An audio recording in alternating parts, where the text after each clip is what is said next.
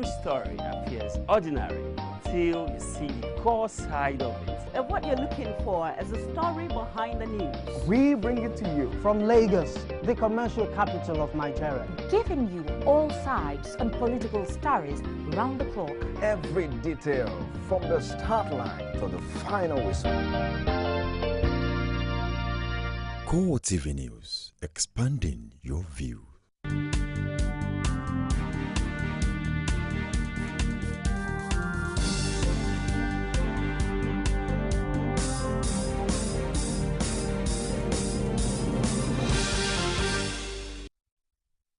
Hello there, welcome to CoreTV Primetime News. I am Gift Ogete.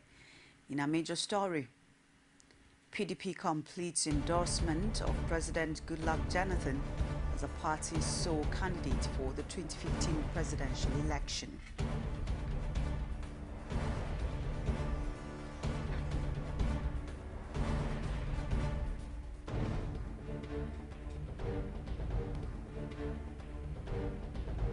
Also in this program, Nigeria police say claim by Amnesty International on torture in Nigeria is a blatant falsehood.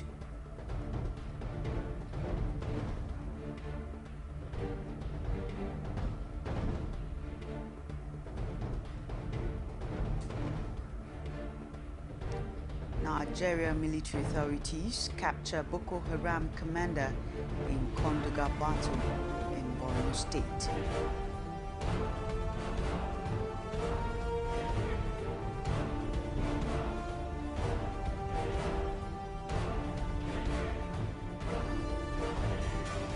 And outside Nigeria, Ukraine president on a visit to United States seeks military assistance to fight rebels.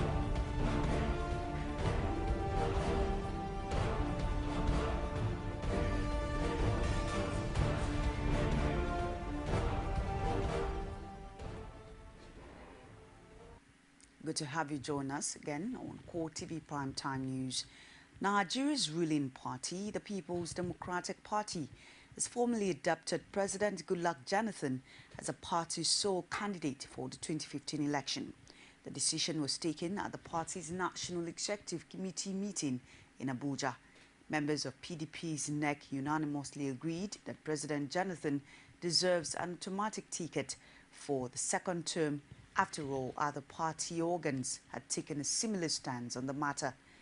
Niger State Governor Babangida Aliyu presented the governor's position, followed by Senate President David Mark, who spoke on behalf of the PDP caucus. As the PDP has been immigrated by the National Working Committee, that we will go into this election as a united front with a view to winning more than the state that we have now.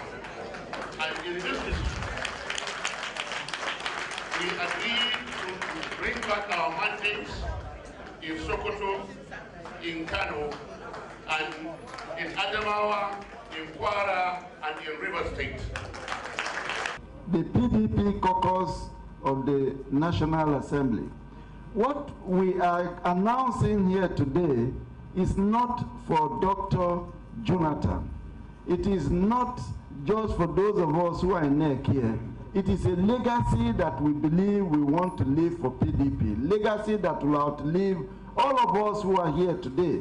Because if there is a sitting president who is a performing president, it is our very sincere belief that he should be given a chance to do even better. For those that support the motion as proposed and seconded, may you say aye, please? For those that do not support the motion, may I hear them say nay? Where are they? Well, the ayes have it. Dimeji Gongole. Haliru Akilu. In a related issue, Board of Trustees of the People's Democratic Party also last night unanimously endorsed President Goodluck Jonathan as a party's sole candidate for the 2015 presidential election. The BOT members rose from a meeting at the banquet hall of the Presidential Villa in Abuja just before midnight with a resolve to back the president. Former Information Minister Jerry Garner briefed the media alongside Deputy Senate President Ike Kweremadu and PDP BOT Secretary Walid Jibril. He explained that the PDP governors agreed that none of them will vie for the party's ticket. The Board of Trustees also unanimously resolved that because of the excellent work which Mr. President has done, because of the mature way he's been leading Nigeria, because of the humble, dedicated, empathetic way he's been handling very sensitive issues, the Board of Trustees is delighted, the Board of Trustees is convinced, the Board of Trustees is overwhelmed by the fact that we have a very impressive candidate, and therefore the Board of Trustees also unanimously resolved that President Goodluck Ebele Jonathan be the sole candidate of the party in the forthcoming elections. That was unanimously resolved with a standing ovation, and the BOT is very, very excited. I'd like to take the opportunity to also say the BOT thanked the governors for their wisdom, for their maturity, for their love of the party. And I want to emphasize, we asked the governors, and they said all the PDP governors, all of them signed the document, which is going to be presented to Mr. President in another session. A consensus building is also part of democracy. And so, for us in the PDP, we believe that the BOT is the conscience of the party. So if the BOT have agreed to endorse Mr. President as candidate of the party, what we're simply saying is that we are persuading every member of the party to accept that position.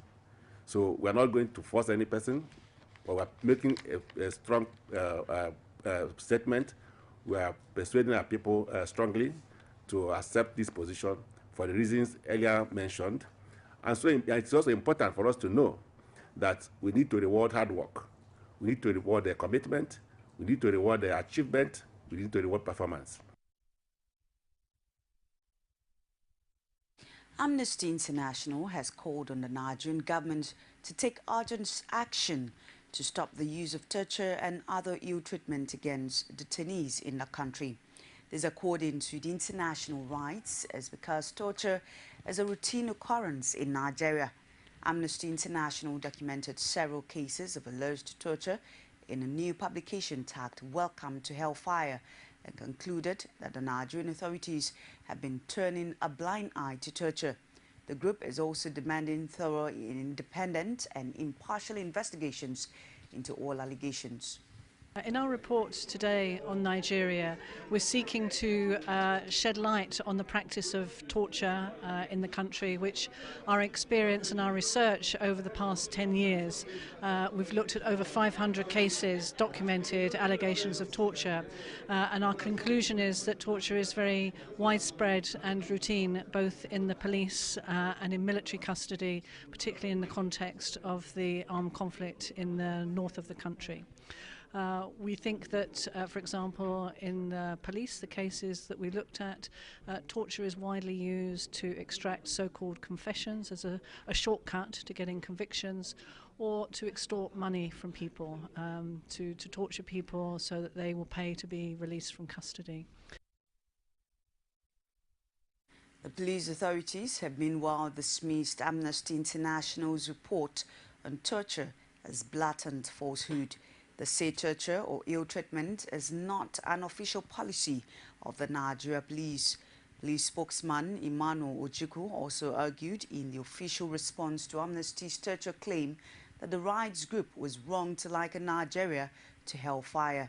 He noted that contrary to allegations of systemic torture, the force has since improved its operational efficiency and effectiveness. Ojukwu maintained that even though Amnesty visited some police formations and family members of suspects, it did not consider it necessary to interface with the police authorities, and because the report covered a 7-year period of 2007 to 2014. Ojukwu noted that some of the issues raised have since been settled and dispensed with. After a fierce battle that lasted for hours, the military high command says troops have captured a top commander of Boko Haram in battle. The defense headquarters say through its official Twitter handle that the insurgent was captured after sustaining injuries during another battle for Konduga. Defense spokesman Chris Olukolade added in a brief statement that the terrorist leader is currently receiving treatment in an unnamed military facility. Also, Army spokesman Olajide Laleye says about 60 insurgents were killed in a third attempt by Boko Haram to capture or to recapture Konduga. He, however, noted that government troops did not suffer any casualty, adding that morale is high. Traditional rulers from northern Nigeria have expressed worry at the dimension the insurgency is taking. The monarchs are particularly concerned by reports that the insurgents have installed new emirs in some of the towns they overrun. The Northern Traditional Council expressed dismay over the development and called on the federal government and security agencies to act fast. Sultan of Sokoto, Abubakar Said, the third, told journalists after a meeting in Kaduna that traditional rulers cannot keep mute over the security situation because their people are being killed daily. As traditional leaders, we are very concerned and very worried about the happenings in the northern states, most especially the insecurity very prevalent in the northeast in particular and other states in general, and also the economic development or lack of economic development in our various states of the north. We therefore convene this conference of the chairman so as to sit very closely, discuss all issues affecting insecurity and economic development of our region, and then take our case to Mr. President, who is saddled with leading this country by Almighty God. The Jamaatul Nasrul Islam, JNI, is demanding an investigation into the gun and bomb attack on Federal College of Education in Kano with a view to bringing the culprit to book. Secretary General of the Apex Islamic Body in the North, Kahil Aliyu, said in a statement that JNI was shocked that the killings came after a period of relative calm without bomb blast. JNI says the senseless killing of students raised poses on what exactly the perpetrators want. It also noted that it was concerned that the bombers struck in spite of visible security checkpoints all over the state. The Wednesday's bloodbath in Kano, which left 15 people dead and 30 others injured following a bomb and gun attack on the Federal College of Education in Kano by gunmen, started generating reactions from Nigerians. A legal practitioner, Fred Nziako, who spoke on our flagship program, Core Digest, attributed the growing violent activities of Boko Haram to politics on the part of government.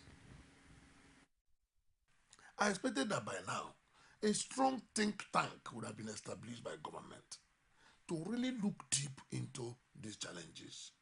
I had at one forum advocated that National Security Council, which is the highest decision-making body in this country, made up of current and past heads of states and other top leaders in Nigeria, should come together to really look themselves eyeball to eyeball and take a decision on how well to move this country. Because I am of the opinion, I also belong to that school of thought, that 90% of Boko Haram insurgency is political. The other 10% may be masquerading with other reasons. And that means that I belong to the school of thought that it is politics that is driving this insurgency. I have sat down to analyze insurgency in every part of the world, and I have seen politics underlined in all of them. On his part, the executive chairman of Amur Dolphin local government area in Lagos, Ayodele Adewale, who was also on the current affairs program, questions the sincerity and commitment of the federal government to the welfare of the people. Sincerity of purpose, and this also is a lesson for everybody in the country that wherever you find yourself, either in government or in public service or in business, your private service and all whatnot, let's try as much as possible to create a difference, create opportunity for people to survive. Try as much as possible to get everybody busy, because there's a saying that an idle mind is a devil's workshop. And when you look at countries that have been providing welfare structure for their citizenry, it's not as if they are wasteful or they don't know what they're doing. Perhaps they have foreseen all of this insecurity that is possible, that it can ravage them in their own territory or in their own society. So they try as much as possible to create avenues for people either to grow according to their peculiarities, or government come to give succor for them in order to survive. Senate summons Nigeria's defense authorities over the $9.3 million cash seized in South Africa. Find out details after the break. As a doctor, I've seen lots of mothers. Now, I'm one myself. Other mothers have taught me things only a mother could know. But when it came to relieving their baby's pain and fever, many mothers don't know what to do. So I told them about Panadol Children. Panadol Children is fast and effective, and it can be taken from when they're 3 months old. I'm still learning to be a mother, and it's getting better every day. New Panadol Children, fast and effective relief from pain and fever. There is an Ebola virus epidemic in some West African countries. The Nigerian government wants you to be aware and watch out against the spread of Ebola in your community.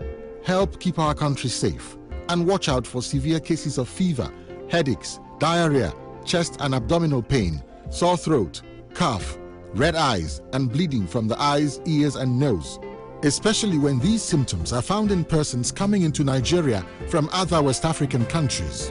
Protect yourself. Wash your hands regularly with soap and running water, or use a hand sanitizer.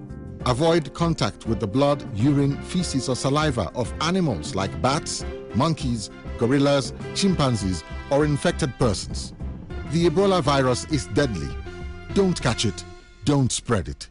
This message is brought to you by the Federal Ministry of Information. Welcome back. Good to have you. Stay tuned.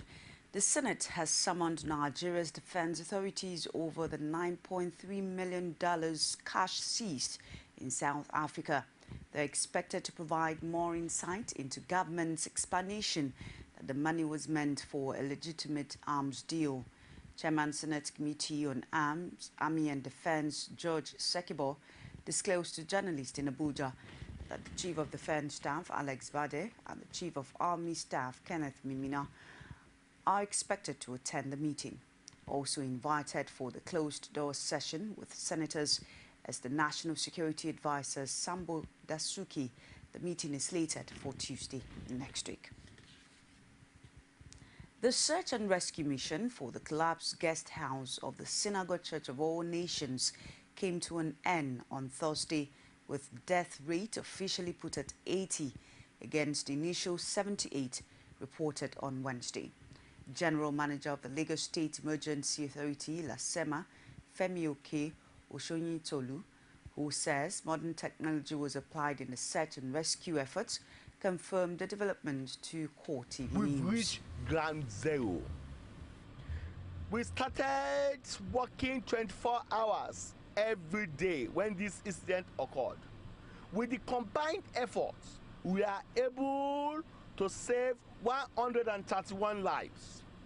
But it is pathetic and pertinent to note that we retrieve 80 bodies. We are soon going to fumigate the place today to make sure there is no form of endemic that result from this pathetic situation. However, investigation has started. The LABSCA, who is the regulatory agency, has marked certain areas. Solid material testing agency, professionals, engineers, Ministry of Works, they've taken sample of here, and they are going to look at this scene holistically. What led to this? FCT administration has sealed up 70 property in some of the highbrow areas of the capital city between July 1st and September 12th this year. FCT Minister Bala Mohammed disclosed this after meeting with senior officials of the Abuja Metropolitan Management Council in his office. The minister revealed that the 70 properties sealed up are situated in Maitama, Wuse 2 and Gwarimpa 2 districts. He also insisted that selling defaulting property would be a continuous exercise as long as property owners in the FCT contravene the Abuja Master Plan. We'll take another break and return with business stories. Stay with us. As a doctor, I've seen lots of mothers. Now, I'm one myself. Other mothers have taught me things only a mother could know. But when it came to relieving their baby's pain and fever, many mothers don't know what to do. So I told them about Panadol Children. Panadol Children is fast and effective, and it can be taken from when they're 3 months old. I'm still learning to be a mother, and it's getting better every day. New Panadol Children, fast and effective relief from pain and fever. There is an Ebola virus epidemic in some West African countries. The Nigerian government wants you to be aware and watch out against the spread of Ebola in your community. Help keep our country safe and watch out for severe cases of fever, headaches, diarrhea, chest and abdominal pain, sore throat, cough, red eyes, and bleeding from the eyes, ears, and nose, especially when these symptoms are found in persons coming into Nigeria from other West African countries. Protect yourself. Wash your hands regularly with soap and running water, or use a hand sanitizer. Avoid contact with the blood, urine, feces, or saliva of animals like bats, monkeys, gorillas, chimpanzees, or infected persons. The Ebola virus is deadly. Don't catch it. Don't spread it. This message is brought to you by the Federal Ministry of Information. You can now watch CoreTV News live from anywhere in the world on our website, www.coretvnews.com. Click on Live TV on our website and watch us live. And welcome to CoreTV Primetime Days. To follow us on Twitter, click on Twitter icon on our website. On Facebook, click on the Facebook and YouTube to see all our previous news production. You can also watch us live on YouTube. Click CoreTV, leave a space, then News. CoreTV News, a 24-hour news station.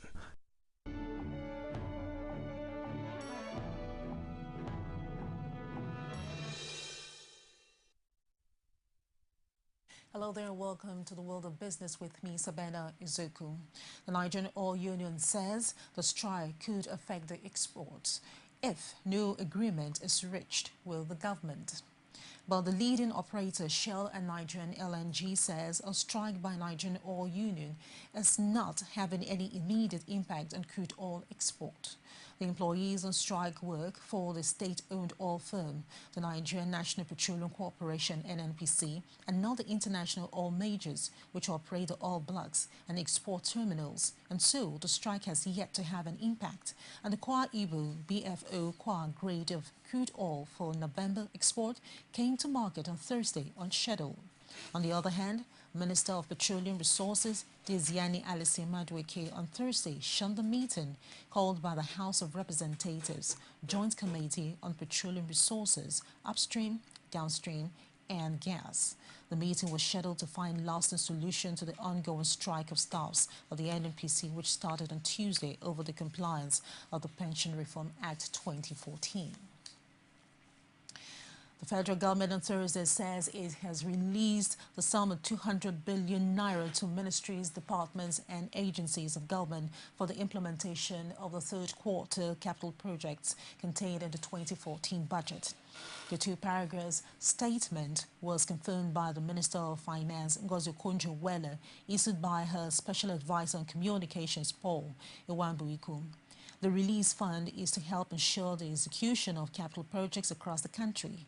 The 200 billion naira released by the ministries brings to the total sum allocated to the ministries, departments and agencies for capital projects to 600 billion naira since the beginning of the year.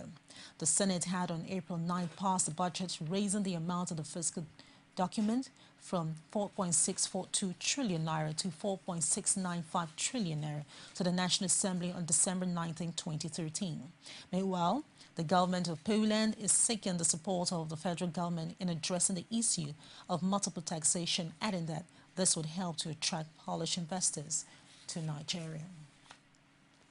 The Bank of Agriculture on Thursday says it would review its loan facilities to farmers to target peculiar planting seasons and their needs.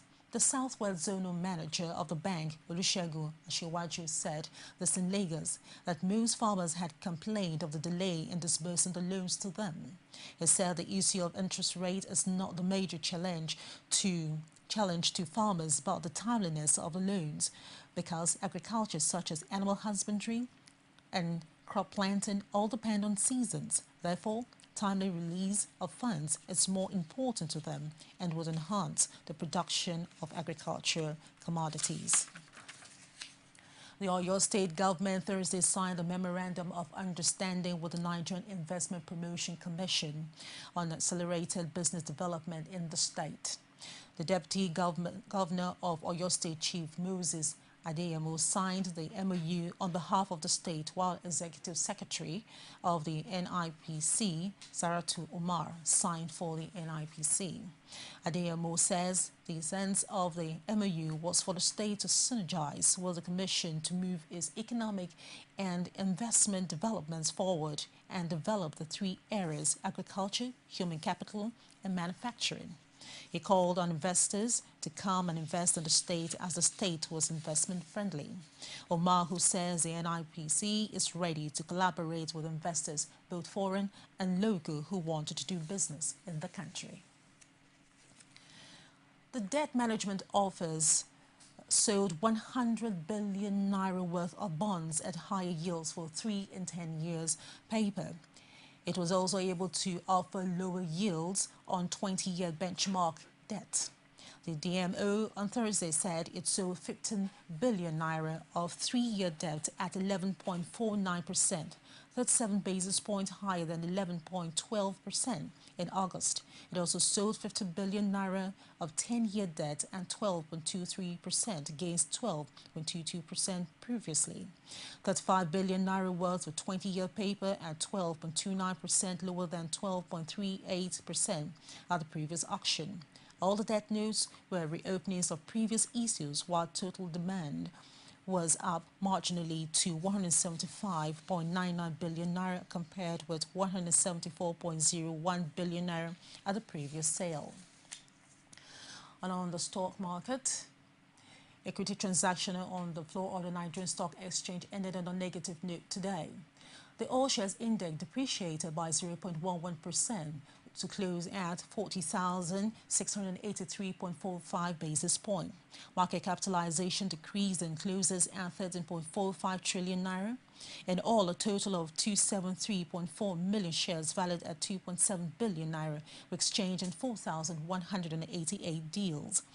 Report shows that Guinness PLC topped the gainers chart, followed by Unilever, 40 Oil, Nigerian Breweries, and WAPCO PLC. On the other hand, Seplat Oil topped the losers chart, followed by Dangote Cement, PZ, Ashaka Cement, and SCOA Score. Meanwhile, here are the top 5 trades.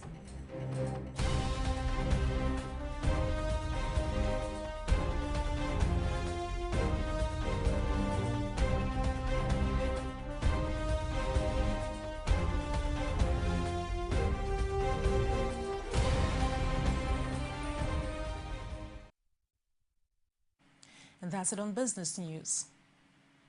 We'll be back with the rest of the story, foreign news and sports with Gift Ogete. Please stay with us. You can now watch CoreTV News live from anywhere in the world on our website, www.coretvnews.com. Click on Live TV on our website and watch us live. And welcome to CoreTV Primetime Days. To follow us on Twitter, click on Twitter icon on our website.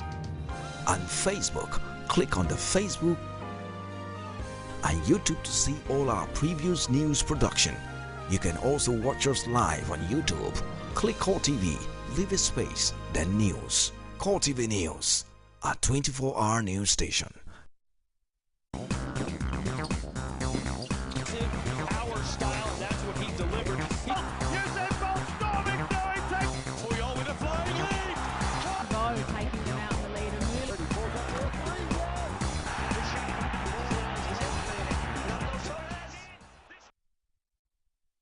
And now to sports. The Super Eagles are now ranked 6th in Africa, having dropped 4 places in the September FIFA ranking released on Thursday morning. Nigeria's senior national team dropped 4 places to 37th in the latest ranking. The Eagles are now the 6th ranked African side behind Algeria, Cote d'Ivoire, Tunisia, Ghana and Senegal, following their poor start to the 2015 African Cup of Nations qualifiers earlier this month. Nigeria lost 3-2 to Congo in Calabar before playing a goalless draw with South Africa in Cape Town. Congo benefited from their 2 victories last month by moving 30 places up to 48, while South Africa only moved up 2 places to 67th. Final group A side Sudan dropped 18 places to 133 in the world champions Germany at top of the pile with Argentina in 2nd place. The Netherlands, who won bronze at the World Cup, dropped to 4th on the rankings as Colombia moved up to 3rd position. Former world champion Spain fell to the 8th spot, while with France in 9th place as Switzerland occupying the 10th position. Golden Eaglets boss Emmanuel Amuneke remains hopeful his words will make the CAF Under-17 tournament ahead of the return leg qualifier against Gabon despite losing 1-2 in the first leg. The Nigerians lost 2-1 in Libreville to their Gabonese counterpart and know that anything short of a win will knock them out of Niger 2015 despite coming 2nd in the last time in Morocco. He was one of the assistant coaches with the Eaglets last year in Morocco. It says they have been working on the lapses noticed in the first leg in Libreville. Nigeria, a world champions at this level, having won the FIFA Under-17 World Cup in the United Arab Emirates last year with the likes of Kelechi Iheanacho and Musa Yayaha.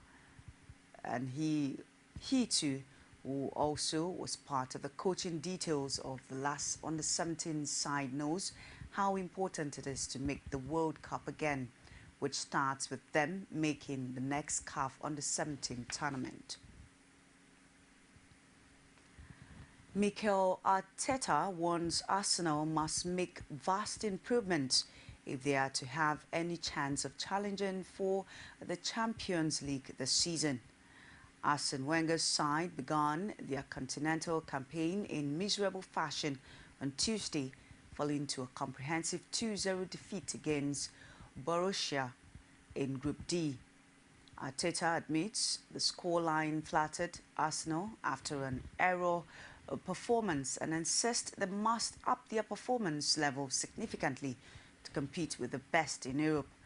Arsenal's next engagement is a Premier League clash away to inform Aston Villa on Saturday.